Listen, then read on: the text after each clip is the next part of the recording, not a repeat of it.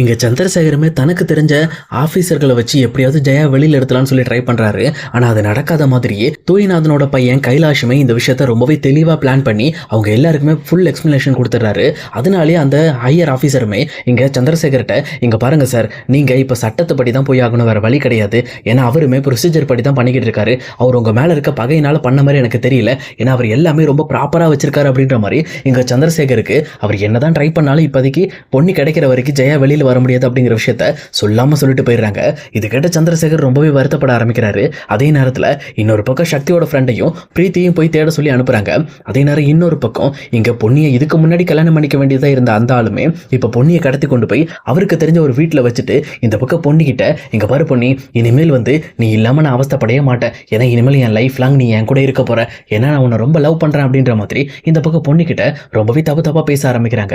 அது மட்டும் இல்லாமல் இங்கே பொண்ணுக்கிட்ட, இங்க பாரு பொன்னி, ஒரு வருஷத்துக்கு முன்னாடி உனக்கு எனக்கு கல்யாணம் நடந்திருக்கணும். பட் தான் நடக்காம போயிடுச்சு. ஆனால் கவலைப்படாத, நாளைக்கு நமக்கு கல்யாணம் நடக்கும், நாளான்னைக்கு மற்றதெல்லாம் அப்படின்ற மாதிரி இந்த பக்கம் பொண்ணுக்கிட்ட ரொம்பவே அசிங்கமாக பேச ஆரம்பிக்கிறாங்க.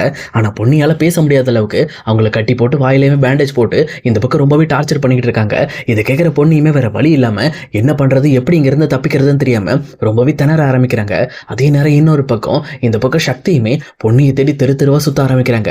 அப்போவுமே சக்தி தனக்கும் பொண்ணுக்கு நடந்த விஷயம் சொல்லப்போனால் அவங்க பொண்ணு கூட இருக்கும்போது ரெண்டு பேரும் சேர்ந்து ஸ்பெண்ட் பண்ண டைம்ஸ் அப்படின்னு சொல்லிட்டு எல்லா விஷயங்களையும் பற்றி யோசிச்சு பார்த்துட்டு இருக்காங்க. ஆனால் அதெல்லாம் யோசிக்க இந்த பக்கம் சக்திக்கு என்ன பண்ணுறதுன்னே தெரியல.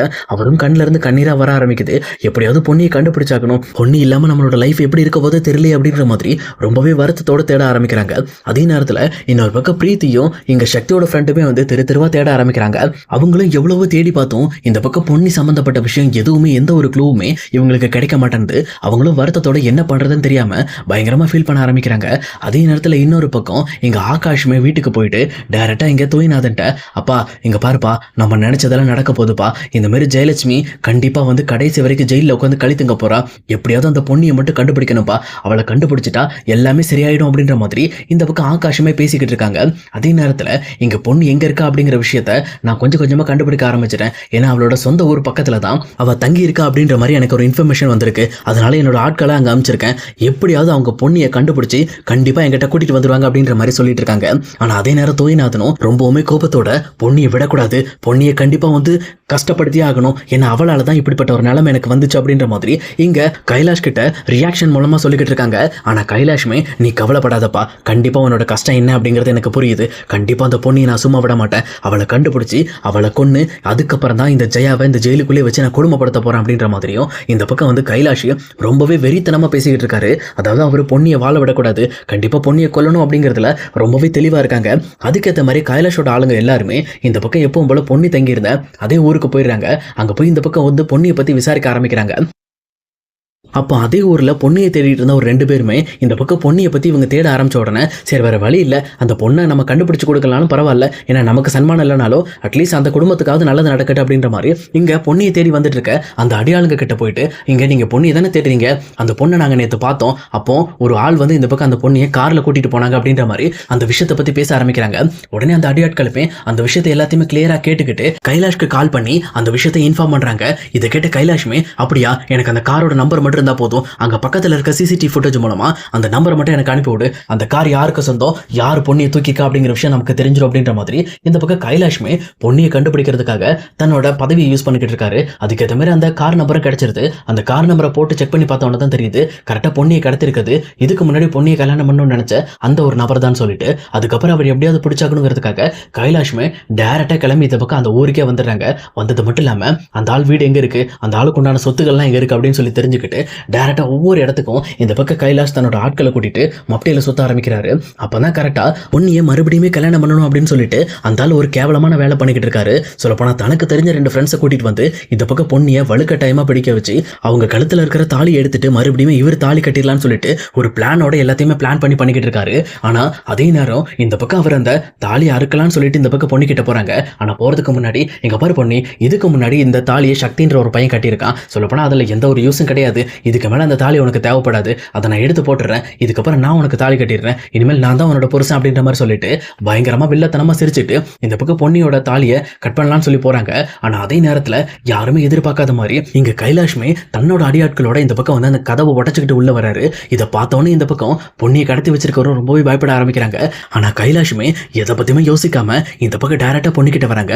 பொன்னி மேடம், நீங்க இங்கதான் இருக்கீங்களா? உங்களை தான் தேடிக்கிட்டு இருக்கோம். சொல்ல போனா உங்களை கண்டுபிடிக்கிறதுக்காக நாங்க ஊரா தெரிஞ்சுக்கிட்டு இருக்கோம். இப்பதான் தெரிஞ்சது நீங்க இங்க இருக்கீங்கன்னு சொல்லிட்டு அப்படின்ட்டு எதை பத்தியுமே கவலையே படாம அவருமே பொன்னியோட கட்டை ஒத்துட்டு இருக்காங்க. அப்ப பொன்னிக்கு ஒண்ணுமே புரியல. என்ன இது, இவங்க யாரு, இவங்க திடீர்னு வந்து என்ன தேடி வந்துட்டு இருக்காங்க அப்படின்ற மாதிரி பொன்னி யோசிச்சுட்டு சரி பரவாயில்ல ஏதோ என்ன காப்பாத்துறாங்க அப்படின்ற மாதிரி அவங்களும் நினைச்சுக்கிட்டு இருக்காங்க.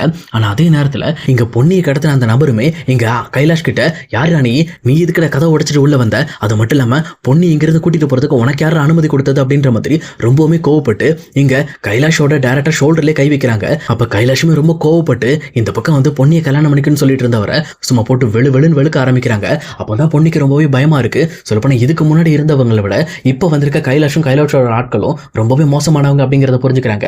உடனே பொன்னியுமே நீங்க யாரு, எதுக்காக நீங்க என்ன காப்பாத்தணும் அப்படின்ற மாதிரி கேட்கறாங்க. அப்போ கைலாஷ்மே இங்க பாருங்க பொன்னி, கண்டிப்பா என்ன ஞாபகம் இல்லையா அப்படின்ற மாதிரி பொன்னி கிட்ட கேட்கறாங்க. அப்ப பொன்னியுமே இல்ல உங்களை நான் இது வரைக்கும் பார்த்தது கூட இல்லையே அப்படின்ற மாதிரி சொல்றாங்க. அப்ப கரெக்டா கைலாஷ் இருந்துகிட்டு நான் என்னோட பேரை சொன்னா உங்களுக்கு தெரியும்னு நினைக்கிறேன், என் பேரை கேட்கறீங்களா அப்படின்ற மாதிரி இந்த பக்கம் பொன்னி கிட்ட விளையாட ஆரம்பிக்கிறாங்க. பொன்னியுமே ஒண்ணுமே புரியாம இவ்வளவு பெரிய சீரியஸான சுச்சுவேஷன்ல யார் இது பைத்தியக்காரத்தனமா விளையாண்டுட்டு இருக்கிறது அப்படின்ற மாதிரி யோசிச்சுட்டே நிற்கிறாங்க. அப்ப கரெக்டா இங்க கைலாஷ்மே தன்னோட பேரை முழுசா சொல்ல ஆரம்பிக்கிறாங்க. அதாவது கைலாஷ் தோயநாதன் அப்படின்னு சொல்லிட்டு இதை கேட்டோன்னு இந்த பக்கம் பொன்னிக்கு தூக்கி வாரி போடுது. தோயநாதனா, அப்ப இது தோயநாதனோட பையனா அப்படின்ற மாதிரி அவங்களுமே அப்படியே மிரண்டு போய் நின்றுட்டு இருக்காங்க. அதே நேரத்துல இங்க அடி வாங்கிட்டு இருக்கிற பொன்னியை முன்னாடியே கல்யாணம் பண்ணிக்கணும்னு நினைச்ச அந்த நபருமே இந்த பக்கம் கைலாஷை பார்த்து நீ எதுக்குடா பொன்னியை கடத்த வந்திருக்க, உனக்கு என்னடா ரீசன் இருக்கு அப்படின்ற மாதிரி கேட்கறாங்க. ஆனா அதே நேரம் கைலாஷ்மே இங்க பாருப்பா, நீ பொன்னியை கல்யாணம் பண்ணிக்கணும்னு நினைச்ச, ஆனா இதுக்கு மேல அது நடக்க வாய்ப்பே இல்லை. ஏன்னா பொன்னி இன்னும் 2 நாள்ல சாக போறா. அவளுக்கு எதுக்கு நீ கல்யாணம் பண்ணிக்க போற? ஏன்னா அவளை கொல்ல போறதே நான் தான். அவ எங்க அப்பாவுக்கு பண்ண துரோகத்துக்காகவும் அவளால ஜெயலட்சுமி குடும்பம் அவதிப்படணுங்கிற ஒரே ஒரு காரணத்துக்காகவும் தான் இதை பண்ண போறேன் அப்படின்ற மாதிரி இங்க கைலாஷ்மே பயங்கர வெறித்தனத்தோட பேசிட்டு இருக்காங்க. இதை கேட்டோன்னு இந்த பக்கம் பொன்னிக்கு தூக்கி வாரி போடுது. அப்ப கரெக்டா பொன்னியுமே என்ன சொல்றீங்க, ஏன் இப்படி பண்றீங்க, நான் என்ன உங்களுக்கு பண்ணேன், உங்க அப்பா தப்பு பண்ணாரு, அந்த விஷயத்தை வெளியில கொண்டு வந்தேன், அதுக்காக நீங்க என்ன கொல்ல போறீங்களா அப்படின்ற மாதிரி கேட்கறாங்க. ஆனா அதே நேரத்துல கைலாஷ்மே இங்க பாரு, இந்த ஊர்ல இருக்கிற எல்லா பெரிய மனுஷங்களும் தப்பு பண்றவன் தான், யாருமே யோக்கியம் எல்லாம் கிடையாது. ஆனா இப்படி தப்பு பண்றாங்கிறதுக்காக அவங்கள பத்தி எக்ஸ்ப்ளோர் பண்ணி அதுவும் அவங்க கிட்டே போய் நடிக்கிற மாதிரி நடிச்சு அவங்களோட உண்மைகளை அவங்க வாயாலே வெளியில வர வச்சு எவ்வளவு கேவலப்படுத்திட்டு எங்க அப்பாவை, இந்த ஒரு காரணத்துக்காகவே உன்னை கொல்லலாம் தான். பட் இருந்தாலும் அந்த அளவுக்கு நான் எக்ஸ்ட்ரீமா போயிருக்க மாட்டேன். ஆனா இப்போ நீ உயிரோட இருந்தனா கண்டிப்பா ஜெயலட்சுமி ஜெயில விட்டு வெளியில வந்துருவாங்க. உன்னை காணும்னு சொல்லி உன் மேல கேஸ் கொடுத்து உங்க அப்பா வந்திருக்காரு. உங்க அப்பா மூலமா தான் எனக்கு ஒரு முக்கியமான ஹிண்டே கிடைச்சது. இப்போ காணாம போன நீ இல்லாமே போயிட்டனா கண்டிப்பா ஜெயலட்சுமி குடும்பமும் ஜெயில தான் இருக்கும். நீ எப்பவும் போல இல்லாம போயிடுவ. ஏன்னா எங்க அப்பாவுக்கு துரோகம் பண்ணது நீயும் ஜெயலட்சுமி குடும்பம் தானே. அதனால உங்க 2 பேரையும் பழி வாங்குறதுக்காகவே தான் இந்த திட்டத்தை போட்டேன் அப்படின்னு சொல்லிட்டு இங்க பொன்னியை டைரக்டா கைலாஷ்மே அங்கிருந்து கூட்டிட்டு தோயநாதனோட வீட்டுக்கு கூட்டி போயிடுறாங்க. ஆனா அங்க போனதுக்கு அப்புறம் இங்க பொன்னியை பார்த்த தோயநாதனும் ரொம்பவே வெறுப்போடையும் ரொம்பவே கோபத்தோடையும் இவளை கொள்ளு கொள்ளு அப்படின்ற மாதிரி பயங்கரமா சைகையில காட்டிட்டு இருக்காங்க.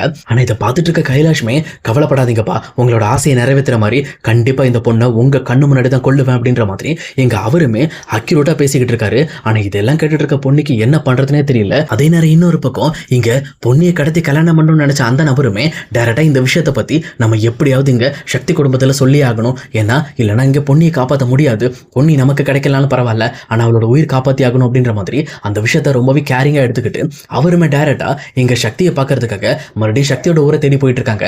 எனக்கு எப்படியாவது பொன்னி இந்த மாதிரி கைலாஷ் கஸ்டடியில தான் இருக்காங்க அப்படிங்கிற விஷயத்த சக்தி கிட்டையும் சக்தியோட குடும்பத்துக்கிட்டையும் சொல்லி ஆகணும். அப்பதான் இதுல இருந்து ஒரு வீடியோ கிடைக்கும்னு சொல்லிட்டு அவருமே ரொம்ப வெறித்தனமா இந்த பக்கம் சக்தியை பார்க்க போயிட்டு இருக்காரு.